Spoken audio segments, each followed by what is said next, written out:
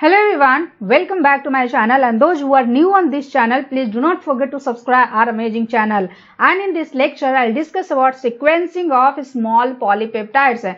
In my last lecture, I discussed about various methods for the purification and separation of proteins. But purification is the first step for detailed biochemical dissection of their structure and function. Means किसी भी protein का जो purification होता है ये first step होता है, किस लिए? उस प्रोटीन के स्ट्रक्चर एंड फंक्शन को डिटरमाइन करने के लिए। नेक्स्ट पॉइंट की अगर बात करें तो प्रोटीन्स एंजाइम्स भी होते हैं, प्रोटीन्स एंटीबॉडीज भी होते हैं, प्रोटीन्स हार्मोन्स भी होते हैं, प्रोटीन्स स्ट्रक्चरल फंक्शन भी प्ले करते हैं। मीन्स प्रोटीन्स स्ट्रक्चरल प्रोटीन भी होता है, मीन्स प्रोटीन एंजाइम्स भी होते हैं, एंटीबॉडीज भी होते हैं, हार्मोन भी होते हैं एंड स्ट्रक्चरल प्रोटीन भी होते हैं। तो अब सवाल यहाँ पे ये है कि वो कौन सा फैक्टर है जिसकी वजह से कोई प्रोटीन एंजाइम्स हो जाते हैं, कुछ प्रोटीन एंटीबॉडी की तरह काम करते हैं, कुछ प्रोटीन्स हार्मोन्स होते हैं एंड कुछ प्रोटीन्स स्ट्रक्चरल प्रोटीन्स होते हैं। And it is the structure of proteins. Means ये प्रोटीन का स्ट्रक्चर है जो कि डिटरमाइन करता है कि कौन सा प्रोटीन क्या होगा, ये एंजाइम होगा कि एंटीबॉडी होगा कि हार्मोन होगा या फिर स्ट्रक्चरल प्रोटीन होगा।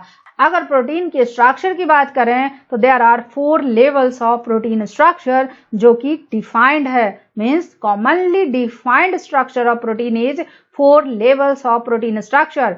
First one is the primary structure, second level is the secondary structure, third level is the tertiary structure and fourth level is quaternary structure. Means protein की अगर structure की बात करें तो there are 4 levels. First one is the primary structure, second one is the secondary structure, third one is the tertiary structure and fourth one is the quaternary structure. अब सवाल यहाँ पे ये है कि इन चारों लेवल का डिस्टिंक्टिव फीचर क्या है। प्राइमरी स्ट्रक्चर की अगर बात करें तो it is basically sequence of amino acid residue. ये क्या है? It is basically sequence of amino acid residue in A polypeptide. क्या है? Sequence of amino acid residue in A polypeptide. किसी भी पॉलीपेप्टाइड में अमाइनो एसिड रेजिड्यू का जो सीक्वेंस होता है दैट इज प्राइमरी स्ट्रक्चर। अब प्राइमरी स्ट्रक्चर का जो डिस्टिंक्टिव फीचर है that is the covalent bond. Means polypeptide में जितने भी कोवैलेंट बॉन्ड है उसको डिस्क्राइब करना ही प्राइमरी स्ट्रक्चर है। और इस कोवैलेंट बॉन्ड में 2 तरह के बॉन्ड आते हैं। The major covalent bond is peptide bond. Peptide bond कहाँ होता है? 2 अमाइनो एसिड रेजिड्यू के बीच में होता है। सो पेप्टाइड बॉन्ड कैसे बनता है? एक अमाइनो एसिड का कार्बोक्सिलिक ग्रुप का OH एंड दूसरे अमाइनो एसिड का अमाइनो ग्रुप का हाइड्रोजन वाटर मॉलिक्यूल के फॉर्म में निकलता है, देन पेप्टाइड बॉन्ड का फॉर्मेशन होता है। सो प्रोटीन के प्राइमरी स्ट्रक्चर का जो मेजर कोवैलेंट बॉन्ड है that is peptide bond. Apart from peptide bond एक और बॉन्ड है जो कि प्राइमरी स्ट्रक्चर में इन्वॉल्व होता है दैट इज डाइसल्फाइड बॉन्ड। क्या होता है? Disulphide bond. सो किसी भी प्रोटीन का primary structure is the sequence of amino acid residue और इसमें कोवैलेंट बॉन्ड को डिस्क्राइब करते हैं। And the most important covalent bond is peptide bond. Peptide bond के अलावा डाइसल्फाइड बॉन्ड को भी कंसिडर करते हैं। सेकेंडरी स्ट्रक्चर की अगर बात करें तो it is the stable arrangement of amino acid residue in A polypeptide. Secondary structure क्या है? Secondary structure is the stable arrangement of amino acid residue in A polypeptide. क्या है? Stable arrangement of amino acid residue in A polypeptide. Polypeptide में जो amino acid residue का stable arrangement होता है उसकी वजह से क्या होते हैं? रिकरिंग स्ट्रक्चरल पैटर्न डेवलप होते हैं। क्या होते हैं? रिकरिंग स्ट्रक्चरल पैटर्न डेवलप होते हैं। सो प्रोटीन का जो सेकेंडरी स्ट्रक्चर है उसमें इंपॉर्टेंट चीज क्या है? Stable arrangement of amino acid residue in A polypeptide chain. Secondary structure की अगर बात करें तो मेजर सेकेंडरी स्ट्रक्चर 2 होते हैं। First one is the alpha helix and second one is the beta sheet and in दोनों के अलावा एक थर्ड होता है दैट इज बीटा टर्न। सो इस चीज को हम डिटेल में डिस्कस करेंगे जब हम प्रोटीन का सेकेंडरी स्ट्रक्चर पढ़ेंगे। Now coming to tertiary structure. Protein की अगर टर्सरी स्ट्रक्चर की बात करें तो it is basically 3 dimensional folding of polypeptide. Tertiary structure क्या होता है? पॉलीपेप्टाइड चेन की जो 3 डायमेंशनल फोल्डिंग होती है that is tertiary structure. Tertiary structure क्या होता है? किसी भी पॉलीपेप्टाइड चेन की जो 3 डायमेंशनल फोल्डिंग होती है that gives the protein tertiary structure. अब यहाँ पे इंपॉर्टेंट पॉइंट ये है कि प्रोटीन्स 2 तरह के होते हैं। कुछ प्रोटीन्स में सिर्फ और सिर्फ एक पॉलीपेप्टाइड चेन होते हैं, कुछ प्रोटीन्स में मोर देन 1 पॉलीपेप्टाइड चेन होते हैं। सो वैसा प्रोटीन जिनमें एक पॉलीपेप्टाइड चेन होते हैं उनको सिंगल सब यूनिट प्रोटीन बोलते हैं। क्या बोलते हैं? सिंगल सब यूनिट प्रोटीन। जिसमें मोर देन 1 पॉलीपेप्टाइड चेन होते हैं उसको मल्टी सब यूनिट प्रोटीन बोलते हैं। क्या बोलते हैं? उनको मल्टी सब यूनिट प्रोटीन बोलते हैं। अब यहाँ पे इंपॉर्टेंट पॉइंट ये है कि जिसमें मोर देन 1 पॉलीपेप्टाइड चेन होंगे उनमें इंडिविजुअल पॉलीपेप्टाइड चेन के बीच में नॉन कोवैलेंट इंटरैक्शन होता है। क्या होता है?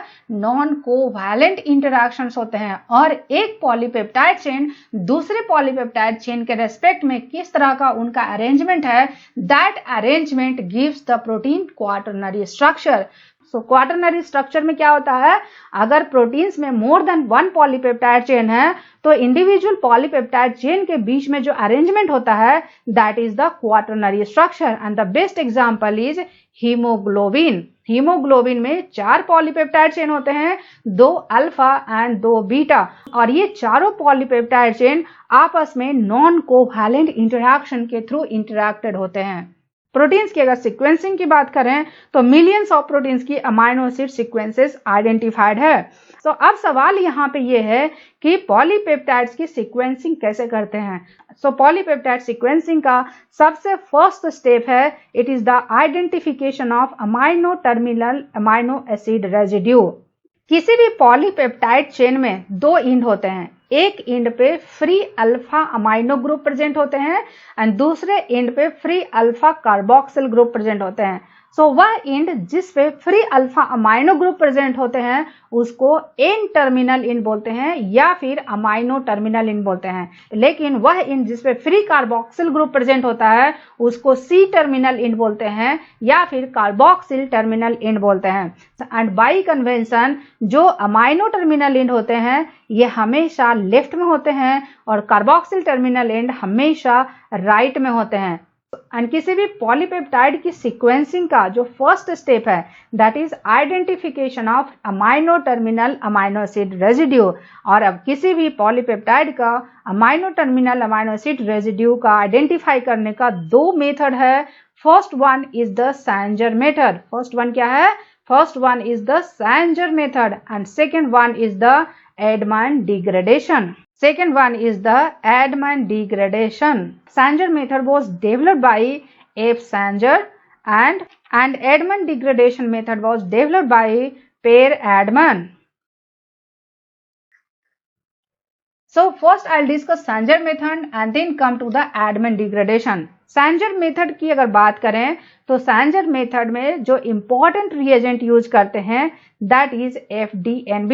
FDNB क्या होता है? FDNB is 1-fluoro-2,4-dinitrobenzene. FDNB क्या है?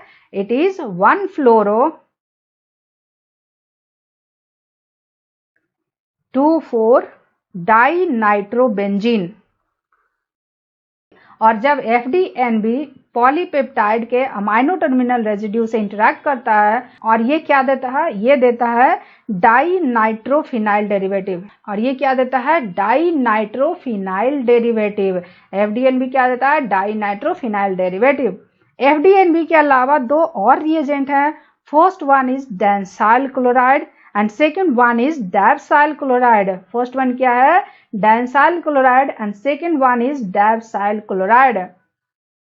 इन दोनों रिएजेंट की खास बात यह है कि जब ये दोनों रिएजेंट को यूज करते हैं तो जो डेरिवेटिव आते हैं उसको इजीली मॉनिटर कर सकते हैं as compare to dinitrophenyl derivative. Sanger method में क्या करते हैं? पॉलीपेप्टाइड का जो एन टर्मिनल एंड है, N terminal amino acid residue जो है उसको FDNB से लेबल करते हैं।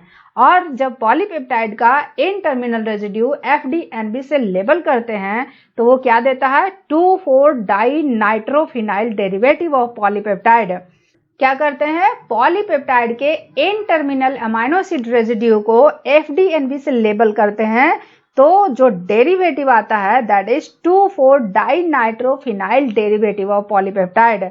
अब ये पॉलीपेप्टाइड का जो 2,4-डाइनाइट्रोफिनाइल डेरिवेटिव है इसको हाइड्रोलाइज करते हैं। किस चीज से हाइड्रोलाइज करते हैं, 6 मोलर HCl से हाइड्रोलाइज करते हैं। अब जब 6 मोलर HCl से हाइड्रोलाइज करते हैं तो पॉलीपेप्टाइड का इंडिविजुअल अमाइनो एसिड रिलीज हो जाता है। क्या होता है, उस पॉलीपेप्टाइड का individual amino acid residue release हो जाता है। मींस ये पॉलीपेप्टाइड के सारे पेप्टाइड बॉन्ड को हाइड्रोलाइज कर देता है। क्या करता है, पॉलीपेप्टाइड के सारे पेप्टाइड बॉन्ड को हाइड्रोलाइज कर देता है। तो after hydrolysis with 6 molar HCl हमें क्या क्या मिलेंगे, 3 अमाइनो एसिड्स मिलेंगे और एक अमाइनो एसिड वैसा मिलेगा जो कि 2,4-डाइनाइट्रोफिनाइल डेरिवेटिव है। मींस जो पॉलीपेप्टाइड के एन टर्मिनस पे जो अमाइनो एसिड है that amino acid comes as a 2,4-डाइनाइट्रोफिनाइल डेरिवेटिव। अब इस 2,4-डाइनाइट्रोफिनाइल डेरिवेटिव को आइडेंटिफाई करेंगे एंड देन हमें उस पॉलीपेप्टाइड के अमाइनो टर्मिनस पे कौन सा अमाइनो एसिड है उसको हम आइडेंटिफाई कर सकते हैं। अब इंपॉर्टेंट पॉइंट ये है कि सैंजर मेथड्स की एक डिमेरिट है। क्या डिमेरिट है, सैंजर मेथड की डिमेरिट ये है कि ये पॉलीपेप्टाइड के सिर्फ और सिर्फ एक अमाइनो एसिड रेजिड्यू को ही हम आइडेंटिफाई कर सकते हैं, क्योंकि जब 6 मोलर HCl से हाइड्रोलाइज करते हैं तो ये पॉलीपेप्टाइड हाइड्रोलाइज हो जाता है, ये पॉलीपेप्टाइड डिस्ट्रॉय हो जाता है। क्यों, क्योंकि पॉलीपेप्टाइड के सारे पेप्टाइड बॉन्ड को हाइड्रोलाइज कर देता है। फॉर एग्जाम्पल अगर इंसुलिन की अगर बात करें तो इंसुलिन में 2 चेन होते हैं, A chain and B chain, और ये दोनों चेन डाइसल्फाइड बॉन्ड से लिंक्ड होते हैं। सो अगर इस इंसुलिन को सैंजर मेथड के थ्रू सीक्वेंसिंग करते हैं तो सैंजर मेथड के थ्रू अगर सीक्वेंसिंग करेंगे तो सिर्फ और सिर्फ 2 अमाइनो एसिड रेजिड्यू को हम पता कर सकते हैं। First one is the glycine and second one is the phenyl alanine, and after that we are not able to identify any other amino acid residue because all polypeptides are destroyed because all peptide bonds are hydrolyzed by 6 molar HCl। So ऐसा method develop होना चाहिए कि किसी भी polypeptide के सारे amino acids residue को हम आइडेंटिफाई कर सकें, and it was developed by Pehr Edman and the process is known as Edman degradation. So Edman degradation की खास बात यह है कि इसमें पॉलीपेप्टाइड को फिनाइल आइसोथियोसाइनेट से रिएक्ट कराते हैं। सो फिनाइल आइसोथियोसाइनेट क्या करता है, पॉलीपेप्टाइड के N terminal amino acid residue से रिएक्ट कर जाता है और वो क्या बनाता है, PTC एडक्ट। PTC एडक्ट क्या होता है, फिनाइल थियोकार्बामोइल एडक्ट। क्या होता है, फिनाइल थियोकार्बामोइल एडक्ट। PTC क्या है, PTC adduct is phenyl thiocarbamoyl adduct.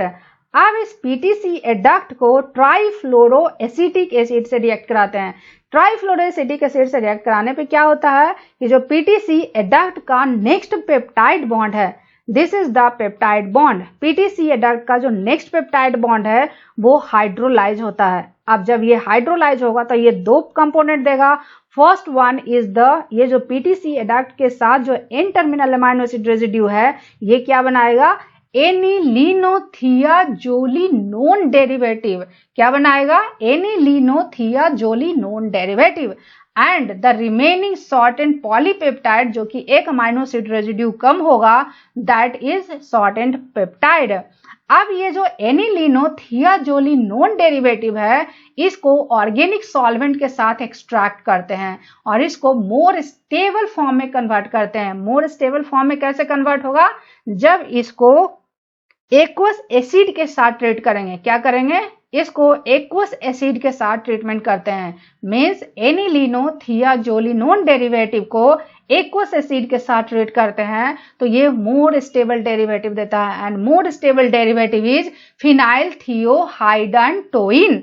क्या है, phenyl thiohydantoin derivative of amino acid residue.